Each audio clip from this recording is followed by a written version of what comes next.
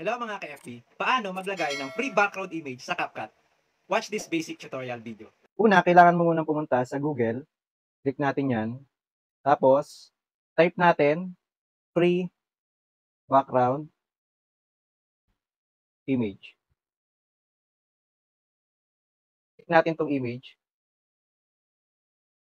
So dito guys, marami kayong makikita kung ano yung gusto nyong background. Ayan guys. So sample na lang tayo ng isa dito. So click natin ito. And then, hanap tayo dito. Pwede rin kayong kumuha. So hold lang natin yung picture.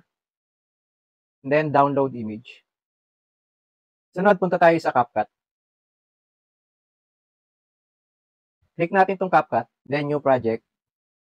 Click natin tong photos. Hanapin natin yung dinownload natin. So nandito na siya. Click natin to. And then click add. So eto na yung ano natin. Eto na yung background natin.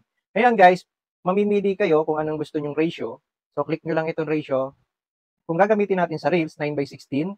And then ang gagawin nyo dito sa image na to, paikutin nyo lang siya, i-hold nyo. And then, i-zoom nyo. Ayan guys. Isakto nyo lang po dun sa pinaka border niya. Kung gusto niyo naman sa YouTube, ito 16:9 naman ang gamitin natin. Since ang project natin pang Reels, so ito na yung gagamitin natin. And then, click check. Tapos kapag okay na guys, hanap tayo ng video na i-upload natin. So ilalagay natin dito sa background. So click natin tong overlay, add overlay. Then punta tayo sa video. So sample na lang tayo na isa, click natin ito. And then click add.